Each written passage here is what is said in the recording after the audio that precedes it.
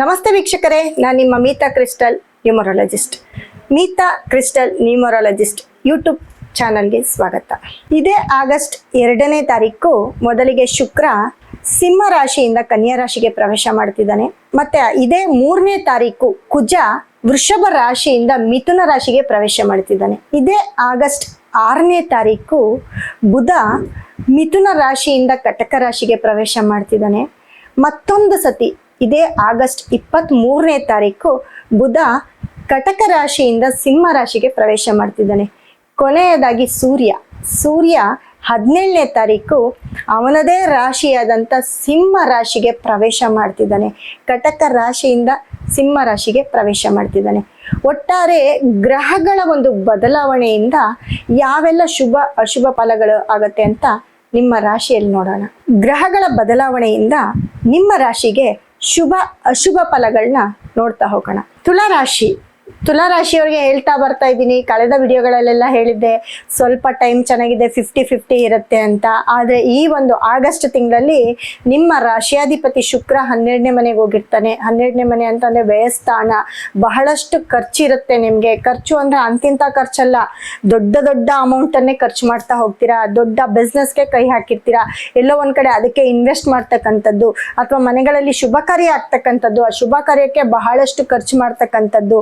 ಜೊತೆಗೆ ನಿಮ್ಮ ಮನೆಯಲ್ಲಿ ಯಾರನ್ನಾದ್ರೂ ಕಳ್ಕೊಳ್ಳೋ ಅಂಥದ್ದು ಕೂಡ ಆಗಿರುತ್ತೆ, ಅದಕ್ಕೂ ಕೂಡ ಖರ್ಚು ಮಾಡ್ತಕ್ಕಂಥದ್ದು. ಇವೆಲ್ಲವೂ ಕೂಡ ತುಲಾರಾಶಿಯವ್ರಿಗೆ ಆಗ್ತಾ ಬರುತ್ತೆ. ಯಾಕಂದ್ರೆ ರಾಶಿಯಾಧಿಪತಿ ಶುಕ್ರ 12ನೇ ಮನೆಗೆ ಹೋಗಿರ್ತಾನೆ.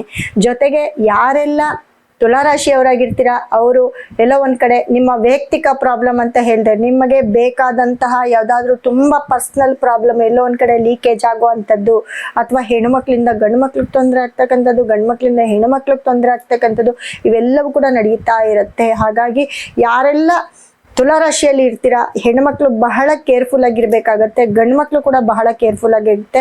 ಇದನ್ನ ನಾನು ಪರ್ಸ್ನಲ್ ಅಂತ ಹೇಳಿದೆ. ವೈಯಕ್ತಿಕ ಅಂತ ಬಂದಾಗ ವೈಯಕ್ತಿಕ ಪ್ರಾಬ್ಲಮ್ ಅನ್ನ ಅತಿ ಹೆಚ್ಚು ನೀವು ಬಯಲಾಗುವಂತ ಟೈಮು ಆಗಸ್ಟ್ ತಿಂಗಳಾಗಿರುತ್ತೆ. ಇದ್ರ ಬಗ್ಗೆ ಬಹಳಷ್ಟು ಗಮನ ಹರಿಸ್ಬೇಕಾಗತ್ತೆ. ಮತ್ತೆ ನೋಡಿ, 2ನೇ ಮನೆ ಅಧಿಪತಿ ಕುಜ.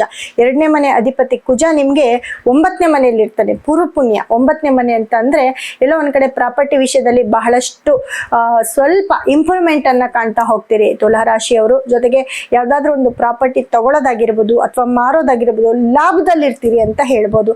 ಏನೇ ಲಾಭ ಬಂದ್ರೂ ಖರ್ಚು ಜಾಸ್ತಿ ಆಗ್ತಾ ಇರುತ್ತೆ, ವ್ಯಯ ಜಾಸ್ತಿ ಆಗ್ತಾ ಇರುತ್ತೆ.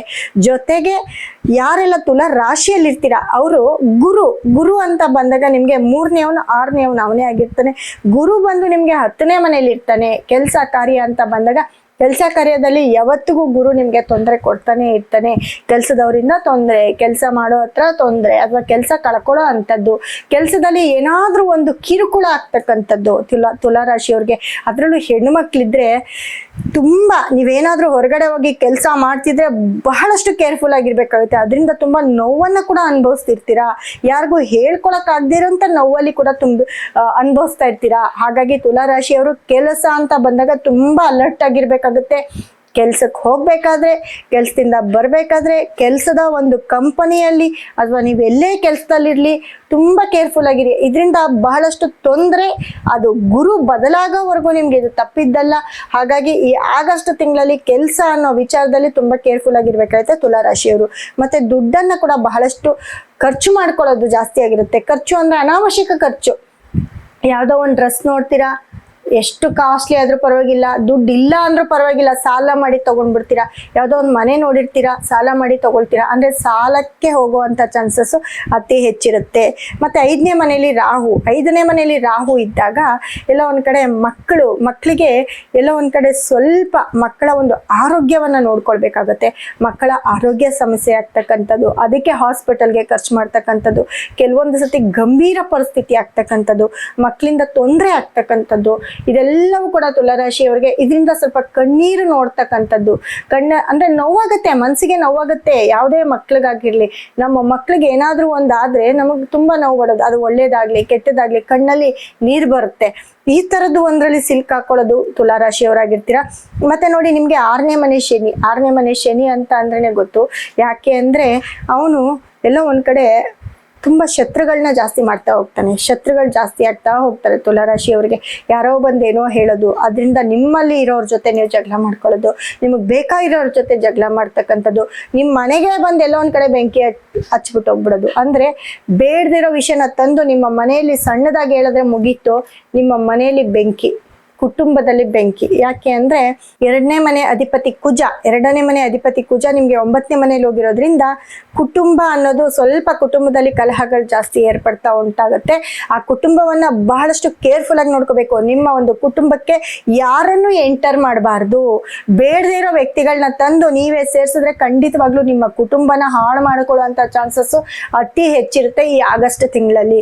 ಹಾಗಾಗಿ ಕುಟುಂಬನ ಫಸ್ಟ್ ಸೇಫ್ ಮಾಡ್ಕೊಳ್ಳಿ ಅಂತ ಹೇಳ್ತಾ, ಮಕ್ಕಳು ವಿಚಾರದಲ್ಲಿ ಸ್ವಲ್ಪ ದುಡ್ಡು ಕಾಸು ಖರ್ಚಾಗುವಂಥದ್ದು ಅಥವಾ ಮಕ್ಕಳಿಂದ ಅಸಮಾಧಾನ ಆಗ್ತಕ್ಕಂಥದ್ದು ಇದೆಲ್ಲವೂ ಕೂಡ ನೋಡ್ತಾ ಹೋಗ್ತೀರಾ.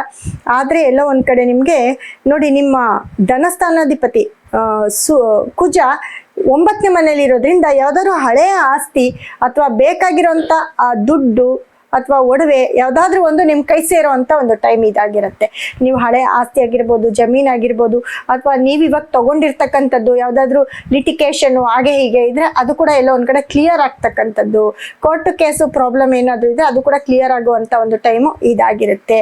ಅದೇ ಕೆಲಸ ಅಂತ ಬಂದಾಗ ಕೆಲಸದಲ್ಲಿ ಸ್ವಲ್ಪ ಕಿರುಕುಳ ಇದ್ದೇ ಇರುತ್ತೆ ಅಂತ ಹೇಳ್ಬೋದು. ಜೊತೆಗೆ 11ನೇ ಮನೆಯಲ್ಲಿ ಸೂರ್ಯ ಮತ್ತೆ ಬುಧ, 12ನೇ ಮನೆ ಬುಧ ನಿಮ್ಗೆ ಲಾಭ ಸ್ಥಾನದಲ್ಲಿ ಇರ್ತಾನೆ. ಸೂರ್ಯ ಕೂಡ ಸ್ವಂತ ಮನೆಯಲ್ಲಿ ಇರೋದ್ರಿಂದ ಎಲ್ಲ ಒಂದ್ ಕಡೆ ತುಂಬ ಕಾನೂನಿಗೆ ಸಂಬಂಧಪಟ್ಟಂತಹ ಯಾವುದಾದ್ರೂ ನಿಮಗೆ ಪ್ರಾಬ್ಲಮ್ ಇದ್ರೆ ಅದರಿಂದ ಹೊರಗಡೆ ಬರ್ತೀರಿ. ಕಾನೂನಿಗೆ ಯಾವುದಾದ್ರೂ ದುಡ್ಡು ಗಿಡ್ಡು ಕಟ್ಟಬೇಕು ಅಂತಂದ್ರೆ ಅದು ಎಲ್ಲೋ ಒಂದು ಸ್ವಲ್ಪ ಕಮ್ಮಿ ಆಗ್ತಾ ಹೋಗುತ್ತೆ. ಗೌರ್ಮೆಂಟ್ ಕೆಲಸದಲ್ಲಿ ಯಾರೆಲ್ಲ ಇರ್ತೀರಾ ಅವ್ರಿಗೆ ಸ್ವಲ್ಪ ಪ್ರಮೋಷನ್ ಆಗ್ತಕ್ಕಂಥದ್ದು, ಟ್ರಾನ್ಸ್ಫರ್ ಆಗ್ತಕ್ಕಂಥದ್ದು, ಅಥವಾ ಎಲ್ಲೋ ಒಂದು ಕಡೆ ಶುಭ ಸುದ್ದಿಯನ್ನು ಕೇಳ್ತಕ್ಕಂಥದ್ದು, ಅಲ್ಲಿಂದ ಗೌರವವನ್ನು ಪಡಿತಕ್ಕಂಥದ್ದು ಇದೆಲ್ಲವೂ ಕೂಡ ಆಗ್ತಾಗತ್ತೆ. ಗೌರ್ಮೆಂಟ್ ಕೆಲಸಕ್ಕೆ ಯಾರೆಲ್ಲ ಟ್ರೈ ಮಾಡ್ತಿರ್ತೀರ ತುಲಾರಾಶಿಯವರು ಅವ್ರಿಗೆ ಒಂದು ಒಳ್ಳೆ ರಿಸಲ್ಟ್ ಕೂಡ ಸಿಕ್ಕತ್ತೆ. ಈ ಒಂದು ತಿಂಗಳಲ್ಲಿ ಗೌರ್ಮೆಂಟ್ ಕೆಲಸದಲ್ಲಿರೋರಿಗೆ ತುಂಬಾ ಬೆನಿಫಿಟ್ ಅಂತ ಹೇಳ್ಕೊಳ್ಬೋದು. ಅದರಲ್ಲೂ ಲಾಯರ್ಸ್, ಜಡ್ಜ್ ಆಗಿರ್ಬೋದು, ಅಥವಾ ಯಾರೆಲ್ಲ ಪೊಲೀಸ್ ಇಲಾಖೆಯಲ್ಲಿ ಇರ್ತೀರಾ ಅವ್ರಿಗೆಲ್ಲರಿಗೂ ಕೂಡ ತುಂಬಾ ಒಳ್ಳೆ ಟೈಮ್ ಅಂತ ಹೇಳ್ಬೋದು. ತುಲಾರಾಶಿಯವರು ಈ ಗೌರ್ಮೆಂಟ್ ಸರ್ಕಾರಿ ಅಧಿಕಾರಿಗಳಿಗಾಗಿರ್ಬೋದು, ರಾಜಕಾರಣಿಗಳಿಗಾಗಿರ್ಬೋದು ಅವರೆಲ್ಲರಿಗೂ ಶುಭ ಒಂದು ಸುದ್ದಿ ತಂದ್ಕೊಡೋ ಅಂತಹದ್ದು, ಎಲ್ಲದರಲ್ಲೂ ಪಾಸಿಟಿವ್ ಆಗ್ತಕ್ಕಂಥದ್ದು ಕೂಡ ನೆರವೇರ್ತಾ ಹೋಗುತ್ತೆ. ನಿಮ್ಮ ಆಸೆಗಳು ನೆರವೇರ್ತಾ ಹೋಗುತ್ತೆ.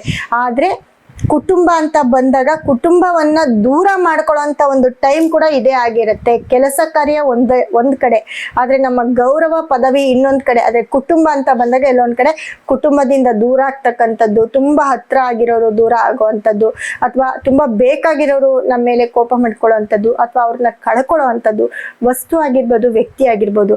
ಇದರಿಂದ ಸ್ವಲ್ಪ ಅನಾನುಕೂಲತೆಗಳು ಅಂದ್ರೆ ನಮ್ಗೆ ಕೆಲವೊಂದು ಬರ್ಬೇಕಾಗಿರುವಂತದ್ದೆಲ್ಲ ನಿಂತೋಗುವಂಥದ್ದು ಇದೆಲ್ಲ ಕೂಡ ಆಗ್ತಾ ಇರುತ್ತೆ. ಜೊತೆಗೆ ನೋಡಿ, ನಿಮ್ಮ ರಾಶಿಯಾಧಿಪತಿ ಶುಕ್ರ 12ನೇ ಮನೆಯಲ್ಲಿ ವ್ಯಯಸ್ಥಾನದಲ್ಲಿ ಇರೋದ್ರಿಂದ ಖರ್ಚು ಜಾಸ್ತಿ, ಸಿಕ್ಕಾಪಟ್ಟೆ ಖರ್ಚು. ಹೆಂಗೋ ಆಗಸ್ಟ್ ತಿಂಗಳು ಮದುವೆ ಆಗಿರ್ಬೋದು, ಮನೆ ಆಗಿರ್ಬೋದು, ಶುಭ ಕಾರ್ಯಗಳಾಗಿರ್ಬೋದು, ಅಶುಭ ಕಾರ್ಯಗಳಾಗಿರ್ಬೋದು, ಏನೇ ಆದ್ರೂ ದುಡ್ಡನ್ನ ಬಹಳಷ್ಟು ಕಳ್ಕೊಳ್ಳೋ ಅಂತ ಚಾನ್ಸಸ್ ಹೆಚ್ಚಿರುತ್ತೆ. ಅದ್ರ ಬಗ್ಗೆ ಗಮನ ಕೊಡ್ಬೇಕಾಗುತ್ತೆ. ಜೊತೆಗೆ ವಿಶೇಷವಾಗಿ ತುಲಾರಾಶಿಯವ್ರಿಗೆ ನಿಮ್ಗೆ ಪರಿಹಾರಕ್ಕೆ ಅಂತಾನೆ ಒಂದು ಸ್ಟೋನ್ ಅನ್ನ ಕೊಡ್ತಾ ಇದ್ದೀನಿ. ಆ ಒಂದು ಸ್ಟೋನ್ ಇಂದ ನಿಮ್ಗೆ ಈ ಎಲ್ಲ ಪ್ರಾಬ್ಲಮ್ ಇಂದ ಕೂಡ ನೀವು ಪರಿಹಾರವಾಗಿ ಆ ಸ್ಟೋನ್ ಅನ್ನ ಇಟ್ಟು ನೀವು ಪೂಜೆ ಮಾಡಿದ್ರೆ ಖಂಡಿತ ಒಳ್ಳೇದಾಗುತ್ತೆ. ಹಾಗಾಗಿ ತುಲಾರಾಶಿಯವರಿಗೆ ಟೈಮ್ ಬ್ಯಾಡ್ ಆಗಿರೋದ್ರಿಂದ ನೀವು ತುಂಬಾ ಲಕ್ಷ್ಮೀ ವೆಂಕಟೇಶ್ವರನನ್ನ ತುಂಬಾ ಅತಿ ಹೆಚ್ಚು ಪೂಜೆ ಮಾಡೋದು ತುಂಬಾ ಒಳ್ಳೇದಾಗತ್ತೆ. ಈ ಆಗಸ್ಟ್ ತಿಂಗಳಲ್ಲಿ ಲಕ್ಷ್ಮಿಯನ್ನ ಒಲಿಸ್ಕೊಳ್ತಾ ಇದೆ. ಯಾಕಂದ್ರೆ ದುಡ್ಡು ಖರ್ಚಾಗ್ತಿದೆ ಅಂತ ಹೇಳಿದ್ರೆ ಆ ದುಡ್ಡು ನಿಲ್ಬೇಕು ಅಂದ್ರೆ ಲಕ್ಷ್ಮಿಯನ್ನ ನೀವು ಆಹ್ವಾನ ಮಾಡ್ಕೊಳ್ಬೇಕಾಗುತ್ತೆ. ಪ್ರತಿ ದಿನ ನೀವು ಲಕ್ಷ್ಮೀ ಸಹಸ್ರನಾಮ, ಶತನಾಮಾವಳಿ ಕೇಳ್ತಾ ಹೋಗ್ಬೋದು, ಬಂದ್ರೆ ನೀವು ಹೇಳ್ತಾ ಹೋಗ್ಬೋದು. ಮತ್ತೆ ಮನೆಯಲ್ಲಿ ಬೆಳಿಗ್ಗೆ ಸಂಜೆ ನಿಮ್ಮ ವಾಸ್ಕಲ್ಲು ಅಂದ್ರೆ ನಿಮ್ಮ ಹೊಸಲಿಗೆ ಪೂಜೆ ಮಾಡ್ಬೇಕಾಗತ್ತೆ. ಹೊಸಲಿಗೆ ಎಲ್ಲೋ ಒಂದ್ ಕಡೆ ರಂಗೋಲಿಯನ್ನ ಇಟ್ಟು, ಬಿಳಿ ಹೂವನ್ನ ಇಟ್ಟು, ಅಥವಾ ಈ ಎಕ್ಕದ ಹೂವ ಬರುತ್ತೆ ಅದನ್ನಾದ್ರೂ ತಂದು ನಿಮ್ಮ ವಾಸ್ಕಲ್ಗೆ ಇಟ್ಟು ಪೂಜೆ ಮಾಡಿದ್ರೆ ತುಂಬಾ ಒಳ್ಳೇದಾಗತ್ತೆ. ಅದರಲ್ಲೂ ನೀವು ಶುಕ್ರ ಹೋರೆಗಳಲ್ಲಿ ಈ ಒಂದು ಕೆಲಸವನ್ನ ಮಾಡ್ತಾ ಬನ್ನಿ. ಎಕ್ಕದ ಹೂವನ್ನ ನಿಮ್ಮ ಮನೇಲಿ ಆಗಿರ್ಬೋದು, ಅಥವಾ ಬಿಳಿ ಎಕ್ಕದ ಹೂವನ್ನ ನಿಮ್ಮ ಬಾಗಿಲಿಗೆ ಇಟ್ಟು ಪೂಜೆ ಮಾಡಿದ್ರೆ ಖಂಡಿತ ಈ ಆಗಸ್ಟ್ ತಿಂಗಳಲ್ಲಿ ತುಂಬಾ ಪಾಸಿಟಿವ್ ನ ನೋಡ್ತೀರಾ. ಜೊತೆಗೆ ಪರಿಹಾರವನ್ನು ಕೂಡ ಮಾಡ್ಕೊಳ್ಳೇಬೇಕಾಗತ್ತೆ. ಎಲ್ಲರೂ ಕೂಡ ಈ ಆಗಸ್ಟ್ ತಿಂಗಳಲ್ಲಿ ಲಕ್ಷ್ಮೀ ಪೂಜೆಯನ್ನ ಮಾಡ್ತಾ ಇರ್ತೀರಾ. ಈ ಲಕ್ಷ್ಮೀ ಪೂಜೆಗೆ ನಿಮ್ಗೆ ಬಹಳಷ್ಟು ಅನುಕೂಲ ಆಗ್ಲಿ, ಸದಾ ಲಕ್ಷ್ಮಿ ನಿಮ್ಮ ಮನೇಲಿ ಇರ್ಲಿ ಅಂತ ಈ ಒಂದು ಸ್ಟೋನ್ ಅನ್ನ, ಶುಕ್ರ ಗ್ರಹದ ಒಂದು ಸ್ಟೋನ್ ಅನ್ನ ನಮ್ಮ ಸಂಸ್ಥೆ ಕಡೆಯಿಂದ ನಾವು ನಿಮ್ಗೆ ಕೊಡ್ತಾ ಇದ್ದೇವೆ. ನೀವು ಎಲ್ಲೇ ಇದ್ರೂ ಇದು ಆನ್ಲೈನ್ ಮುಖಾಂತರ ಆಗಿರ್ಬೋದು ಅಥವಾ ನಮ್ಮ ಒಂದು ಸಂಸ್ಥೆಗೆ ಭೇಟಿ ನೀಡಿ ಇದನ್ನು ತಗೊಳ್ಬೋದು. ಇದನ್ನ ಒಂದ್ಸ ನಿಮ್ಮ ಮನೇಲಿಟ್ಟು ಪೂಜೆ ಮಾಡಿದ್ರೆ ಖಂಡಿತವಾಗ್ಲೂ ಈ ವರಮಹಾಲಕ್ಷ್ಮಿ ಹಬ್ಬದ ದಿನ ಈ ಶುಕ್ರನ ಒಂದು ಸ್ಟೋನ್ ಅನ್ನ ನಿಮ್ಮ ಮನೆಯಲ್ಲಿಟ್ಟು ಪೂಜೆ ಮಾಡಿದ್ರೆ ಶುಕ್ರ ಸದಾ ನಿಮ್ಮ ಮನೆಯಲ್ಲಿ ವಾಸವಾಗಿರ್ತಾನೆ. ಜೊತೆಗೆ ನಿಮ್ಮ ಮನೆಯಲ್ಲಿ ಸಕಲ ಸಂಪತ್ತು, ಅಷ್ಟ ಐಶ್ವರ್ಯ ಕೂಡ ತುಂಬಿ ತುಳುಕ್ತಾ ಇರುತ್ತೆ ನೋಡಿ. ಜೊತೆಗೆ ನಿಮ್ಮ ವೈಯಕ್ತಿಕ ಜಾತಕವನ್ನ ಒಂದು ಸತಿ ನಮ್ಮ ಒಂದು ಸಂಸ್ಥೆ ಮುಖಾಂತರ ನೀವು ಪರಿಶೀಲನೆ ಮಾಡಿಸ್ಕೊಂಡ್ರೆ ನಿಮ್ಗೆ ಯಾವ ಒಂದು ದಶಭುಕ್ತಿಗಳು ನಡೀತಿದೆ, ಗ್ರಹಗಳ ಅನುಪಸ್ಥಿತಿ, ಸ್ಥಿತಿಗತಿಗಳು ಹೇಗಿದೆ ಅಂತ ನೋಡಿ ನಿಮ್ಗೆ ಏನ್ ಬೇಕೋ ಆ ತರ ಒಂದು ವಿಶೇಷವಾದ ಒಂದು ಸ್ಟೋನ್ ಮತ್ತೆ ಬ್ರೇಸ್ಲೆಟ್ ಮುಖಾಂತರ ನಿಮ್ಮ ಯಾವುದೇ ಸಮಸ್ಯೆ ಇದ್ರೂ ಪರಿಹಾರವಾಗಿ ನಮ್ಮಲ್ಲಿ ಸಿಗುತ್ತೆ. ಜೊತೆಗೆ ನಿಮ್ಮ ಒಂದು ವೈಯಕ್ತಿಕ ಜಾತಕವನ್ನ ನಮ್ಮ ಸಂಸ್ಥೆ ಮುಖಾಂತರ ನೀವು ಪರಿಶೀಲಿಸ್ಕೊಂಡ್ರೆ, ನಿಮ್ಮ ಆನ್ಲೈನ್ ಮುಖಾಂತರ ಆಗಿರ್ಬೋದು ಅಥವಾ ನೇರ ಸಂಪರ್ಕದಲ್ಲಾಗಿರ್ಬೋದು, ನಿಮ್ಮ ಒಂದು ಸತಿ ನಿಮ್ಮ ಜಾತಕವನ್ನ ಪರಿಶೀಲನೆ ಮಾಡಿಸ್ಕೊಳ್ಳಿ. ನಿಮಗೆ ಯಾವ ಒಂದು ದಶಭುಕ್ತಿ ನಡೀತಾ ಇದೆ, ಗ್ರಹಗಳು ಯಾವ ರೀತಿ ಇದಾವೆ ಅನ್ನೋದನ್ನ ಪರಿಶೀಲನೆ ಮಾಡಿ ನಿಮ್ಮ ಒಂದು ಸಮಸ್ಯೆಗೆ ಪರಿಹಾರವಾಗಿ ನಾನು ಕೆಲವೊಂದು ಬಹಳ ಉಪಯುಕ್ತವಾದ ಒಂದು ಸ್ಟೋನು ಮತ್ತೆ ಕ್ರಿಸ್ಟಲ್ಗಳನ್ನ ಕೊಡ್ತೇನೆ. ಅದನ್ನ ನೀವು ನಿಮ್ಮ ಜಾತಕವನ್ನ ಪರಿಶೀಲನೆ ಮಾಡಿಸ್ಕೊಂಡಾಗ ತುಂಬಾ ಚೆನ್ನಾಗಿ ವರ್ಕ್ ಆಗುತ್ತೆ. ನಿಮ್ಮ ಒಂದು ಉದ್ಯೋಗ ಅಥವಾ ಯಾವುದೇ ಸಮಸ್ಯೆ, ಆರೋಗ್ಯ ಅಥವಾ ಏನು ನಿಮ್ಮ ಧನ ನಷ್ಟ, ಧನ ಹಾನಿ, ಯಾವುದೇ ಒಂದು ಕೆಲಸದ ಒಂದು ನೇಮು ಫೇಮು ಎಲ್ಲದಕ್ಕೂ ಕೂಡ ನಾನು ಕೊಡೋ ಅಂಥ ಸ್ಟೋನ್ ಯೂಸ್ ಮಾಡಿದ್ರೆ ಖಂಡಿತ ನಿಮ್ಗೆ ಒಳ್ಳೇದಾಗುತ್ತೆ ಅಂತ ಹೇಳ್ತಾ ಧನ್ಯವಾದವನ್ನು ತಿಳಿಸ್ತಾ ಇದ್ದೀನಿ.